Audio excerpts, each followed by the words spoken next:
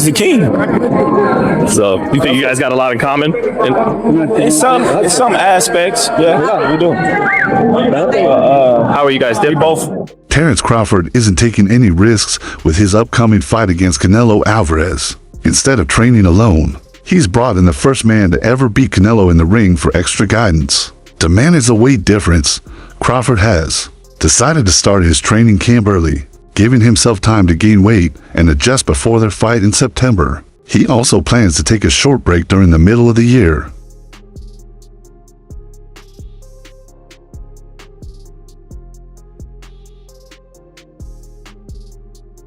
Before that, Crawford invited Floyd Mayweather to join his camp, and they had a great time working together. As expected, most of their focus was on improving Crawford's defense. They worked on the shoulder roll, did footwork drills, and practiced more body finds.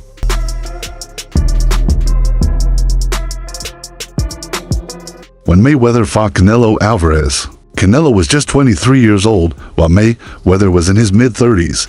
Despite the age difference, Mayweather's defense was so sharp that Canelo barely landed a punch in their 12-round fight. Over the years, Floyd has trained many great fighters, including Ryan Garcia, Devin Haney, and Gervonta Davis, all benefiting from his vast boxing knowledge. His latest trainee is Terence Crawford, and Crawford had some words to share with his fans about his time working with Mayweather.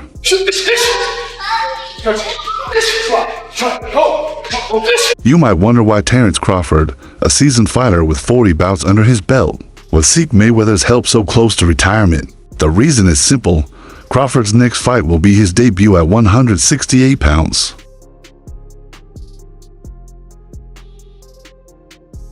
As a result, Crawford turned to Floyd Mayweather, a world champion in 5 weight classes, for some guidance.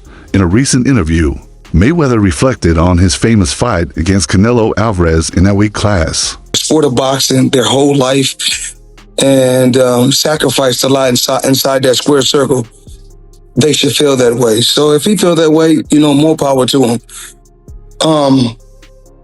I had one fight, and the fight wasn't. In an interview, Mayweather recalled a fight with Canelo, which took place at a catchweight. While he made it clear that the idea wasn't his, he explained that at the time, Canelo thought Floyd was avoiding him and claimed Floyd didn't want the fight. Canelo suggested they meet at 152 or 150.5 pounds, and Floyd called his bluff, agreeing to the weight. However, after Canelo made weight, there were no restrictions on how much weight he could gain. Canelo weighed in at around 168 or nearly 170 pounds, while Floyd came in at 151 or 152 pounds. I catch weight, but it wasn't my idea. So at one particular time, you guys can, anybody, you can go online and pull this up. It was an article. So with Canelo said, I believe Canelo at one particular time thought. Perhaps Terence Crawford saw this as a good opportunity for himself as well. Considering he has a lot to learn about the new weight class he'll be moving into in less than a month. Despite the frequent comparisons between him and Floyd Mayweather Jr., Crawford has always shown respect for Floyd's accomplishments. He recognizes Mayweather's greatness, and when asked about their similarities, Crawford made it clear that Floyd is the king, praising him for his achievements in the sport. Hit, not get hit, and to make the adjustments that he's made to certain fighters. He's... Crawford continued by saying that he and Mayweather share a lot in common in some ways, but they're also different because he tends to take more chances. He acknowledged that early in Floyd's career, Mayweather also took many risks, but it all depends on which version of Floyd you're talking about, Money Mayweather or Pretty Boy Floyd. He explained that Pretty Boy was more of a seek and destroy fighter, but as he moved up in weight and dealt with hand injuries, he couldn't maintain the same power. Both boxing, I think, I take more chances, right now, but earlier in his career, he was taking a lot of chances as well. So, as Crawford mentioned, he and Mayweather have quite a lot in common. However, boxing fans and analysts have often compared the two to determine who is the better fighter. One news source even picked Crawford as the likely winner in a potential matchup between the two, But when it comes to pure boxing skill, it's hard to argue that there's anyone better than Floyd Mayweather, known for his flawless execution of the sweet science. Depends on which Floyd Mayweather you talk about. Do you talk about money or do you talk about Pretty Boy? Because Pretty Boy was the seek and destroy. Mayweather's sharp jab, precise timing, and counterpunching skills helped him dominate opponents. He did this with two different fighting styles: his aggressive early career and his more defensive later years. Rich from the left hooks again. And the lightning hand speed extraordinary. Left hook drops him. And then he hit his head off the en masse here at the engine. As Crawford mentioned, Pretty Boy Floyd was the more aggressive boxer, taking the fight to his opponents, while Money Mayweather later relied on smart boxing to outmaneuver them. Both styles contributed to Floyd's legendary career. Meanwhile, boxing fans are still amazed by what Crawford did to Spence in his last fight. He drops him again. That's a hard knockdown that time. Whether it was the powerful jab Crawford repeatedly landed through Spence's guard, or his precise counterpunching, he showed top-tier boxing skills. It wasn't the first time he displayed this ability, but his performance against Spence, a fighter of his caliber, was something special. When it comes to pure boxing, no one should be counted out against Mayweather.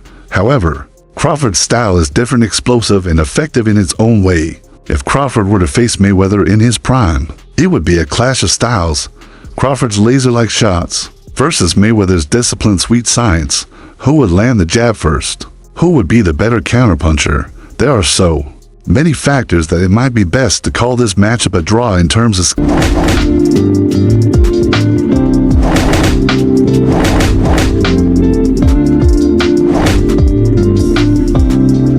Mayweather often lured his opponents to the center of the ring, where he would analyze them, gather information, and develop a strategy to break them down. His ring IQ and his hit and not get hit philosophy helped him achieve an undefeated career and earn his place in the Hall of Fame as a 5-division world champion. Crawford, with his undisputed titles in both junior welterweight and welterweight, has also shown a high ring IQ throughout his career. While Mayweather was known for his hand speed, especially when counterpunching, Crawford's ability to create angles and deliver fast, powerful shots gives him the edge in speed. Mayweather's 50-0 record includes 27 knockouts, while Crawford's 40-0 record boasts 31 knockouts, and he's still active. Crawford's performance against Spence, where he dropped him 3 times on his way to a dominant 9th-round TKO, was a masterclass, beating a power-punching, body-snatching fighter like Spence, who had broken down the likes of Kell Brook, Sean Porter, and Yordenis Ugas to become the unified welterweight champion, was no easy task. Yet Crawford made it look effortless, and his power played a major role. Mayweather, on the other hand, made defense an art, using his fearless shell to absorb shots with his arm while positioning his free hand to counter. His defensive boxing and counterpunching were executed at the highest level. Look at this, it's unbelievable. You young boxing fans that are watching Floyd Mayweather, you're seeing one of the greatest defensive fighter of all time. I mean, that's how strong. Everywhere and then he's nowhere. You think you... And again, it's not just hand quickness. Crawford does have slick defense, but Mayweather took defensive boxing to a level of near perfection, almost like a science. If Crawford were to face a prime Mayweather, it would be a fascinating match after a tense first round where both boxers would try to feel each other out. Crawford would likely be the more active and busier fighter early on, landing shots even if many were absorbed by Mayweather's shoulder and elbow. By the middle rounds, though, Mayweather's style would start to take over. He'd begin to use his jab effectively, picking his spots and banking rounds with his precision and defensive mastery. Crawford's aggression would meet Mayweather's calm control, making it a battle of styles that could shift in either direction depending on how the rounds unfold. The way he rolls with punches. Look at the way he makes them miss. I mean, here we go. Through a series of punches and nothing really landed. Terrific fighter. For Mayweather. Crawford's relentless pressure and firepower could very well get to Mayweather, and it's possible that he could hurt the legend at times. His constant activity, combined with those whiplashing punches, might be enough to win over the judges, as they credit his pressure and volume, potentially leading to a points win over Mayweather's more calculated style, shifting focus. Moving up in weight isn't as simple as it may seem. Crawford is aiming to avoid the same mistakes Canelo Alvarez made a few years ago when he faced Dmitry Bivol. Canelo's ambition to conquer multiple weight classes caught up with him when he met Bivol, the unbeaten WBA light heavyweight champion. In that fight, Alvarez, a 4-division champion, landed a career-low 80 for punches over 12 rounds. Bivol relied on his defense and precise punching to secure an upset win by unanimous decision. The scorecards were 115 to 113 across the board, but CBS Sports scored it 119 to 109 for Bivol, making the fight look less competitive than the close score suggested. Look at him go! Oh my God, Bivol! And Canelo wants more of it! 6 months after becoming the first undisputed super middleweight champion of the four-belt era, Canelo Alvarez moved back up to 175 pounds for the first time since winning the WBC title by knocking out Sergey Kovalev in 2019. During the same week, he also teased a potential move to heavyweight. However, Alvarez struggled to break through the technical strength of Dmitry Bivol, a former Russian amateur star known for neutralizing his opponent's offense. Bivol's jab was sharp throughout the fight, and he consistently responded to any punch Alvarez landed with clean counter combinations. Bivol allowed Alvarez to stay close, but never gave him enough space to land clean shots. Most of the damage Alvarez managed to land was on Bivol's left shoulder and arm, with Bivol maintaining a firm defense behind his high guard.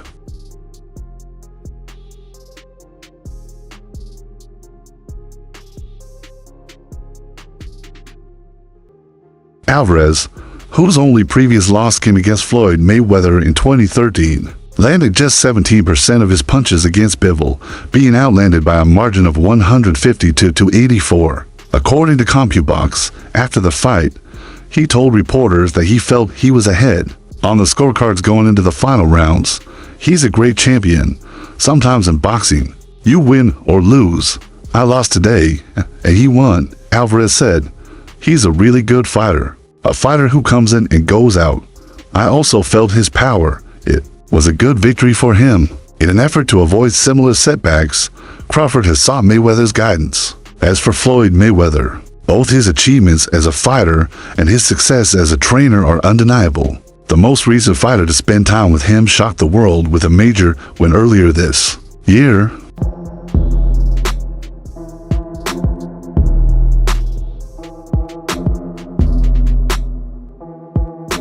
In a lengthy interview with Patrick Bet-David on a podcast, Ryan Garcia, the junior welterweight contender from Victorville, California, talked openly about his well-known friendship with Floyd Money Mayweather.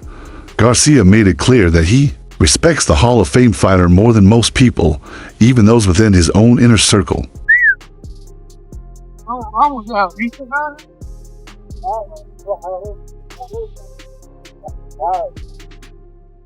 When Bet-David asked Garcia which high-profile person in his life had the license to give him harsh, unfiltered criticism, Garcia quickly named Mayweather. He acknowledged that Mayweather, as the greatest of all time, is the one who has the right to privately challenge him and push him to improve.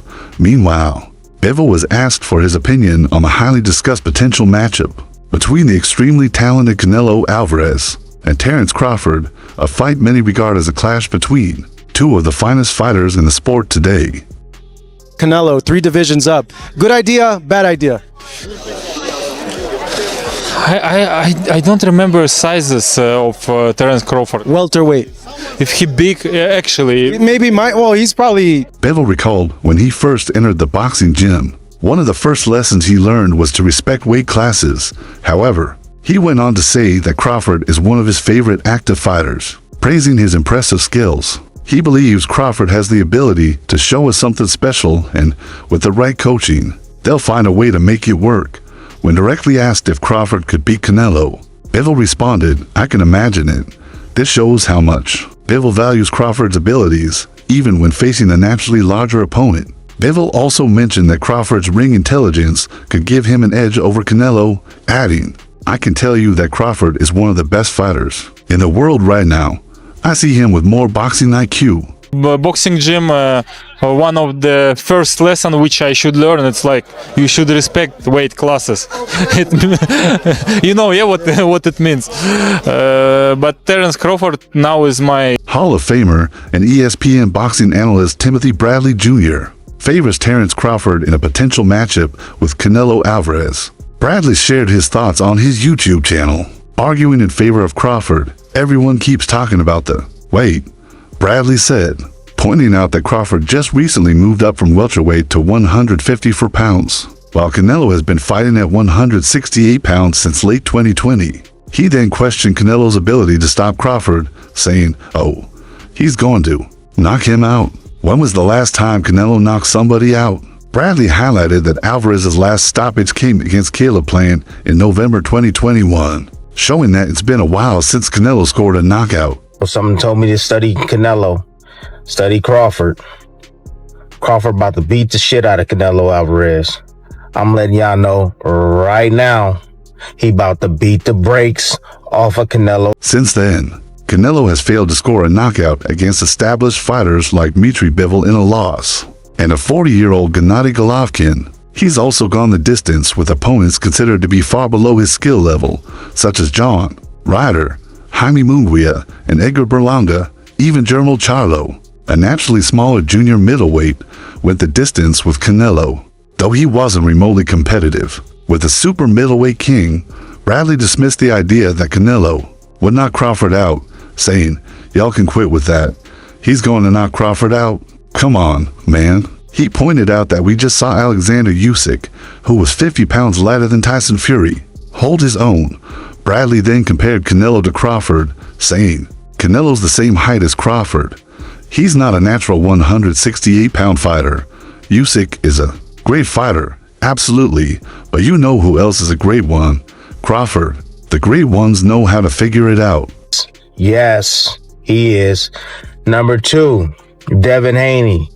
You want to get back, man, go back to your roots, bro. Go back to where you started, bro. Bradley pointed out Crawford's 74-inch reach, which is 3.5 inches longer than Canelo's, and his ability to reduce his opponent's output with precise counterpunching. Since Alvarez is already a low-output fighter, Bradley believes Crawford could win by using his reach and working from a distance, landing straight shots in between Canelo's looping hooks while tiring him out down the stretch. Bradley also addressed Canelo's apparent reluctance to face David Benavidez, humorously mimicking Canelo's higher-pitched voice, saying, "Remember what you said, easy fight, easy fight, easy fight," while many analysts share Bradley's viewpoint. Most in the boxing world believe the size and power difference between Canelo and Crawford would be too great for Crawford to fully impose his skill. You started in Mexico, man. Go back, get one of those guys out of there, man.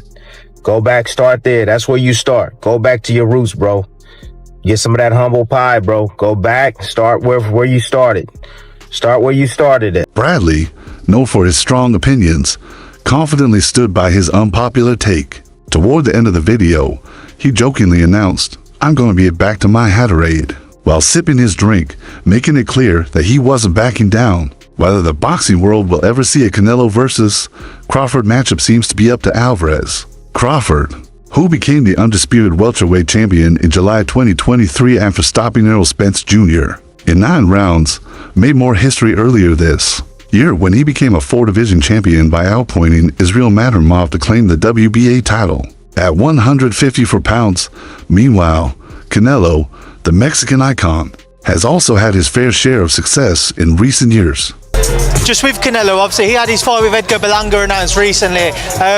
Not received necessarily a positive outcome and reaction he'd have liked. What did you make of the Canelo? After capturing the undisputed super middleweight title in 2021, Canelo Alvarez fell short in his challenge against the WBA light heavyweight champion Dmitry Bivol. However, the 34-year-old has since bounced back with 5 consecutive wins, defeating notable opponents like Gennady Golovkin, Jermall Charlo, and Edgar Berlanga. Legendary trainer-turned-analyst Teddy Atlas shared his thoughts with Fight Hub TV on the potential mega fight between Canelo and Crawford. He admitted that it would be tough for him to pick against Crawford, stating, "Very few people have the appetite or inclination for challenging themselves. Mr. Crawford does. I ain't never going against that guy. Father Time might catch him, but I don't know if a weight class can catch him." Listen, I think Belanga's a talented kid who's getting better. He's improved recently. I think he still needs more seasoning, but I see an improvement in him. He is a talented kid. It's a tremendous challenge because Canelo is a tremendous fighter, bigger, stronger, and he can punch and time you, but just because you're smaller doesn't mean you can't win. Crawford will come up with a game plan that will make the other guy use his size, said McIntyre, speaking to Fight Hub TV. He gave high praise to the undefeated Crawford, who was rumored to face Canelo in May or September. Crawford has all the tools to win a third-weight undisputed crown. Any hardcore boxing fan knows Crawford can beat Canelo. You have to know boxing to say that. McIntyre added, regarding the potential fight, if Canelo and Crawford were to meet, either May 3rd or 10th, two of the closest weekend dates to Cinco de Mayo are still open. However, Canelo might be waiting to see the outcome of a February 22nd light heavyweight showdown between rivals Artur Beterbiev and Dmitry Bivol. Beterbiev defeated Bivol in their first meeting last year. That's all for now for the best updates on news, moments, events, and actions in the world of boxing. Stay connected with us by subscribing to our YouTube channel. Don't forget to turn on notifications to get notified when we drop quality content like this. Until next time, peace.